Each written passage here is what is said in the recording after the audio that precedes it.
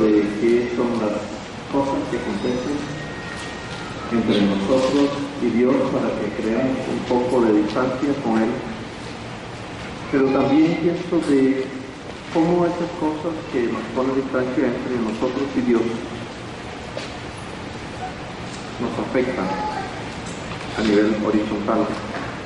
Pensando de Satanás y Dios, cómo se distanciaron ellos, y nunca más existió compatibilidad entre estos dos seres. En términos generales, siempre es pecado. Lo que pone distancia entre Dios, los humanos, entre Dios y sus seres creados, sean angelicales u otros, siempre es pecado lo que pone la distancia. Pero eso es muy general. Pero quisiera enfocarme en lo que pone la distancia y barrera entre nosotros. Y hay un listado de 9 cosas básicas en el Nuevo Testamento que es lo que crea la barrera o la distancia entre una persona y otra. Pudiera darle un enfoque positivo al mensaje, o puedo darle un enfoque negativo, no importa. Pero las 9 cosas que voy a mencionar son básicas para alejarse. 2 personas. Esto es lo que tiene que hacer usted para crear distancia con cualquier ser humano. Llámese un miembro de la misma congregación o un ciudadano de ahí de la región donde usted vive, o entre marido y mujer, o entre cónyuges, o entre padres e hijos. Estas son las cosas básicas para que usted desarrolle distancia entre cualquier persona. Entonces estoy dando una estructura muy general para que aplique a su campo específico. Comienzo con el número 1, Hechos capítulo 15, versículo 39. Palabras clave que encuentran ahí escritas en su Biblia: desacuerdos. Los desacuerdos sean de tipo verbales o subliminales. No importa, cualquiera de los dos que use. Si es un desacuerdo verbal, es decir, una contradicción, un choque de lógica verbal, eso crea distancia inmediatamente entre usted y la persona con la que tenga el desacuerdo. Pero si por el caso no es un desacuerdo verbal, sino un desacuerdo psicológico, también crea la misma barrera. Quizás no sabe, y normalmente eso es lo que acontece en la mayoría de nosotros. Fulano o fulana es distante, y vemos la distancia y nos preguntamos: yo no he hecho nada malo, esa persona tampoco ha hecho nada malo. Es mentira. En el fondo hay desacuerdos no expresados, y hasta que logran perfilar estos acuerdos, no existe la posibilidad de acercamiento. Voy a darle una ilustración de desacuerdos en el Antiguo Testamento. Esaú y Jacob tuvieron unos desacuerdos, y hasta que arreglaron esos desacuerdos entre ellos, no fue posible el acercamiento de nuevo. Caín y Abel también tuvieron desacuerdos en el Antiguo Testamento y no tuvieron la oportunidad de arreglarlo. Cristo y Dios, Cristo y Satanás, tuvieron un desacuerdo ahí en el cielo. Parece que no hay oportunidad de arreglar en toda la eternidad. Cristo se queda siendo Cristo, Satanás se queda siendo Satanás por toda la eternidad. No hay posibilidad. Para algunos que estén preguntándose, ¿tengo opciones? Hay un ejemplo en el Antiguo Testamento en donde sí hay opciones. Hubo este desacuerdo entre José y sus hermanos. Lo vendieron, y lo que me llama la atención de José más tarde es que el desacuerdo él lo arregló de una manera que ellos no lo previeron así. Entonces estoy presentando la siguiente alternativa o solución: los maduros, los adultos de aquí, los que tienen un buen perfil, de acuerdo con Dios y su Escritura, pueden poner paro y freno al desacuerdo. ¿Cómo? Dándole el perfil que Dios le da al adulto y al maduro para poner freno a ese acuerdo. José vio que esta cosa que hicieron en contra de él era buena, y Dios la usó para el bien de su vida y para el bien de su familia. Entonces, si preguntan si hay remedio para el desacuerdo, sí. Y hay más que un ejemplo en la Biblia, porque por cuanto todos pecaron y están destituidos de la gloria de Dios, y más tarde ven que Cristo arregló este problema también. También lo arregló y nos reconcilió. Entonces sí hay posibilidad. Segunda palabra, Romanos 14:13. El juzgarse. Donde haya jueces, donde una persona se convierta en el juez de otro, habrá distancia. Si las personas que usted trata son para aplicar juicio sobre ellos, habrá distancia. En Corintios es interesante que el apóstol Pablo, él dice que los jueces normalmente son la sociedad civil, es decir, los impíos, la iglesia, es decir, los hermanos, y la conciencia de uno. Eso dice él. Normalmente estos somos jueces, y en el día de hoy estos somos jueces. Las personas que le juzgan a usted son los impíos, los hermanos de su misma fe, los hermanos de la iglesia y su misma conciencia. Esto no permite el acercamiento, y por lo tanto ya hoy sabemos que el pecado es un delito ante Dios que una persona juzgue a otro. El juez es Cristo, nunca nos delegó el derecho a nosotros de juzgar personas, nunca. Pero donde haya juicio habrá distancia. Si en la casa hacen juicios a menudo, si hay juez, habrá distancia. Y estaba preguntándose cómo hago para no juzgar también. ¿Recuerdan cuando llevan a la mujer pecadora frente a Cristo? Y él le dijo, ni yo te juzgo. No era tiempo. Quizás en el tribunal de Cristo es tiempo de juzgar las obras, pero no era tiempo. Y para nosotros hoy como iglesia, Cristo es el juez, pero es el juez amigo de nosotros. No nos va a condenar. En base a eso, nosotros no tenemos derecho de condenar a ninguna persona, ninguno. Ese derecho de Cristo, den lo que Él haga su tarea, y nosotros no nos metamos en un campo que no nos está permitido, es ajeno. Pero no vamos a juzgar a nadie, a condenar. La razón por la que no nos cuentan usualmente cosas malas es por temor a ser juzgados.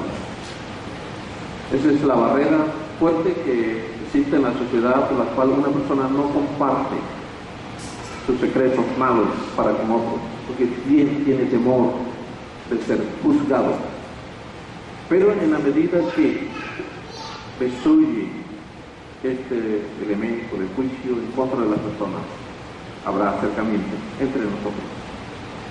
El día que acepta a los demás que son tan pecadores como usted, ese día habrá acercamiento. No hay sorpresa en esto. Algunos que no han entendido la vida son quizás abismados y de pronto sorprendidos y escandalizados cuando saben el pecado de alguna persona. Esas personas, por seguro, no están convencidos que la raza humana es pecadora. Pero el día que aceptamos a las personas como pecadores, 100%, ese día comenzamos a salir de estar juzgando hechos aislados o consecuencias de los hermanos y las personas en general. Juzgar es una cosa que pone distancia entre una persona y otra. Número 3, 1 Corintios 6:7. Cometer faltas ya sea por falta de capacidad, y usualmente son por falta de capacidad. Las personas hiervan, cometen delitos, errores, porque no tienen más capacidad que eso. Cuando se usan esas faltas en algún sentido, mira, eso crea barreras entre una persona. Cuando yo le falto el respeto a alguien, eso crea la barrera. Cuando yo falto al compromiso que hago con alguien, yo pongo una barrera enseguida. Cuando yo falto a mi integridad y a mi palabra, eso crea la barrera entre usted y yo. Si yo cometo una falta, yo estoy en el deber de confesarle a la persona: yo le he faltado a usted, yo he quedado mal con usted, para hacer las paces, para arreglar cada vez que se presentan. Pero si cometen faltas y dejan esas faltas, eso suma, y suma, y suma, y cada vez que vuelve la persona y comete la misma falta, aún no consciente frente a la otra persona, está creando mayor distancia. Así sea la misma falta. Peor si es más de una falta, peor. Son 2, 4, 6 que van sumando, 3, 6, 9. Entonces una sola es suficiente para crear distancia entre nosotros. Esto tiene arreglo, hay que confesarlas, y hay que enmendarlas, y hay que suspenderlas. Por eso hay ilustraciones en el Nuevo Testamento de cuidar las conciencias débiles. ¿Por qué? Porque faltamos muchas veces a esto. Número 4, Primera de Corintios, capítulo 7, versículo 5. Usó el verbo negarse, está hablando en el contexto de la relación conyugal de pareja. Cuando se niega en la casa, crea distancia.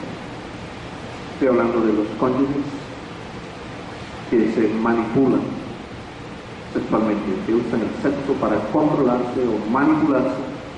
Eso crea distancia y barrera entre la pareja. No doy más comentarios sobre eso, no estoy sobre una conferencia de sexología. Número 5, Gálatas 5:15. Usó el verbo dañarse y usó unos 3 verbos ahí en secuencia. Y siempre que leía eso me sonaba chistoso, porque buscaba entender la Biblia literalmente, porque ahí dice el versículo que dice: si os mordéis y os coméis. Cuando comencé a leer la Escritura, siempre estuve pensando: ¿cómo es que un creyente puede morder a otro creyente? Y tuve curiosidad por largo rato, tenía vergüenza. Yo sabía que no hay esta cosa de antropófagos entre cristianos, ser los judíos que lo han hecho por obligación, necesidad.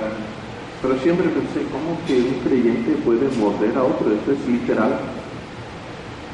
Pero más tarde yo vi que está hablando metafóricamente, no es que los creyentes se muerden en culto.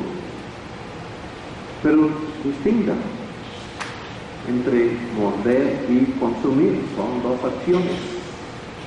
Cuando usted le sirve la comida, ¿qué es lo que hace primero? Primero muerde,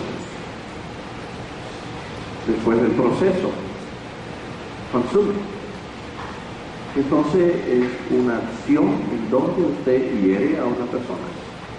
Morder es la acción de herir a una persona, eso es morder. Pero si muerde y muerde y muerde, va a triturar la persona, es consumir. Y más tarde el texto dice: mirad que no os consumáis o destruyáis. Entonces el peligro es si una persona siempre hiere a otro, siempre hiere, va a destruirla. O sea, nadie es capaz de resistir tanta herida. Entonces, si hay alguno acá que recibe herida y herida y herida, no soportará todo el proceso. Va a acabarlo, o vamos a acabarlo. Pero ese es un peligro. Es un peligro que conscientemente o no consciente se hiera a una persona una y otra vez. Y si no se sabe, esa persona está en proceso de ser destruida. Va a desaparecer. Número 6. Gálatas 5:26. Van a gloriarse. Van a gloriarse los que hablan de sí mismos. Las personas que hablan de sí mismos crean distancia para con los que están en la reunión. Es incómodo, es fastidioso. Y la Escritura dice que eso irrita. Y ustedes saben que es irritación. Las personas que hablan de sí mismos crean distancia con los demás. Las personas les dejan. Aquí le dicen o alabación, o jactación, pero los que hablan de sí mismos quieren exaltarse sus egos. Esas personas crean distancia con los demás. Y no sé si han notado, donde encuentren una persona que está hablando de sí mismo, historias grotescas quizás, o infladas, hiperbólicas, no faltará, aparece otro que comienza también, es estimulado a contar historias también infladas, y se desarrolla una competencia de cuál de los dos pueda hablar más hiperbólicamente. Eso es lo que ocurre. Y después, con ese gremio, los demás del círculo dicen, no entres ahí, porque no se hicieron peso, fulano y fulano. Esas dos personas no se hacen, el que más miente, el que más habla de sí mismo. Ya les he dicho en algunas ocasiones, con aplicaciones muy específicas. Mire, deje de exaltar a sus hijos. Es una aplicación que hemos recordado aquí una y otra vez. Quizás si quiere darle un elogio, déselo a ellos. Pero cuando uno exalta a los hijos de uno, eso es vanagloria. ¿Cuál papá no exalta los hijos? ¿Y cómo cree que sienten los otros papás? Irritados. Esos son temas para irritar a los demás. Y ocurre también cuando lo hacemos con nosotros mismos. Hablen de sí mismo, y esa es una forma de provocar, hacer sentir a los demás incómodos. Se evita ese tipo de cosas. Número 7, Colosenses 3:9.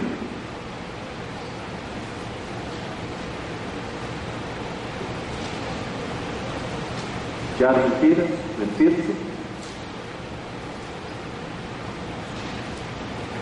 Normalmente mentimos para proteger nuestra imagen.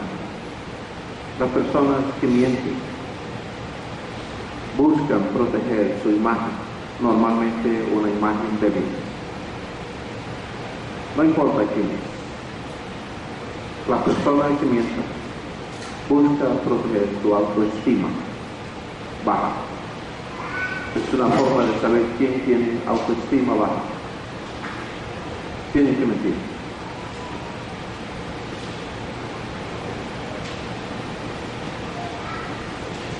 Creo que en el Evangelio de Juan,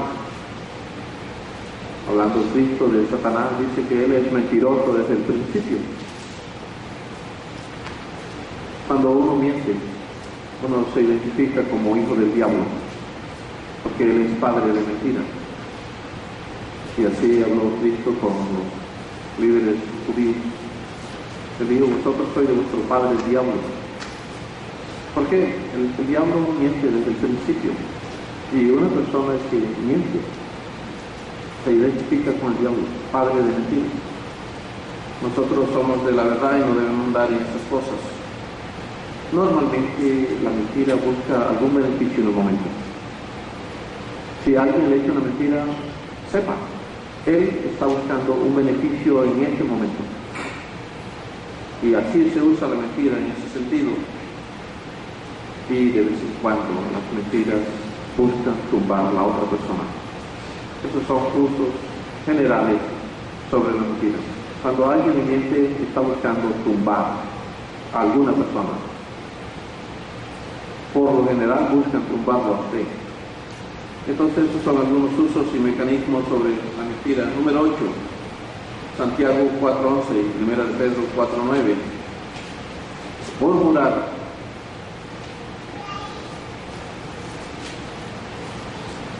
Murmurar. El arte de hablar de otra persona sin ser detectado se llama murmuración. Cuando tenemos la habilidad y la sagacidad de hablar de cualquier otra persona sin que esa persona nos detecte, se llama en la Biblia murmuración.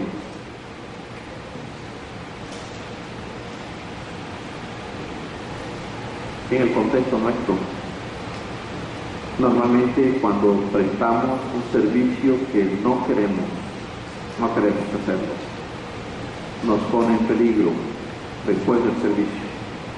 Cuando a usted se le solicite algún servicio o le corresponda prestar algún trabajo que en el fondo no quiere hacerlo, sepa que después de hacer esa obra usted está en peligro de murmurar.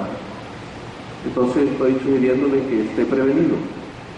Usted sabe qué quiere hacer y qué no quiere hacer. Cuando le corresponda hacer algo que realmente no quiere hacer, el siguiente paso será la murmuración.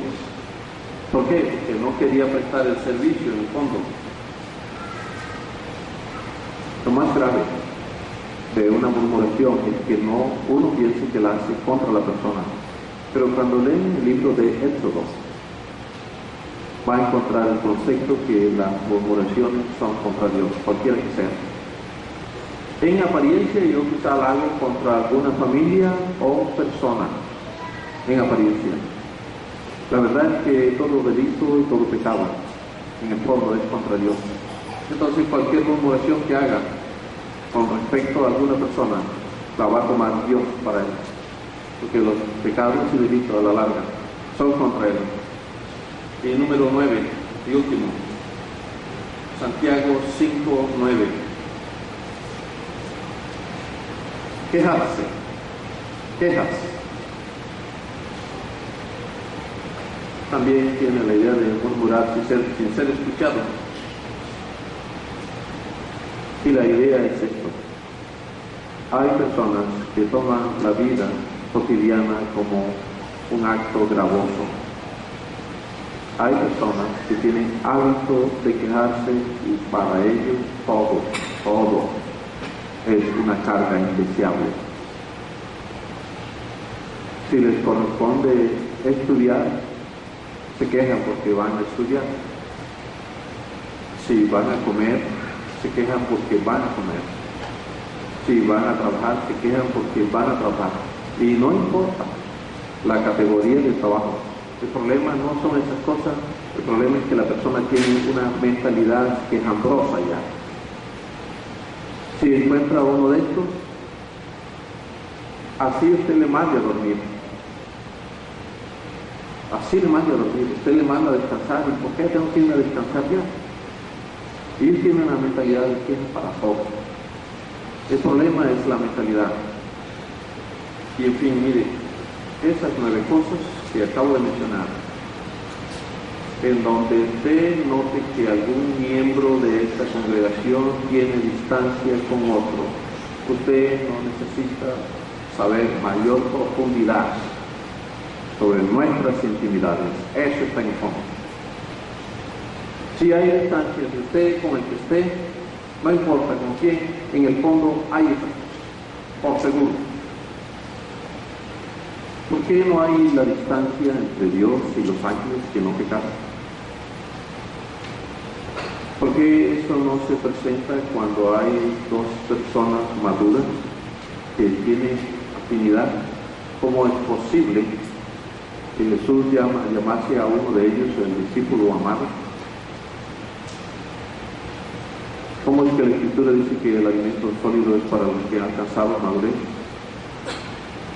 Mire, esas cosas, usted no tiene que saber mayores cosas psicológicas.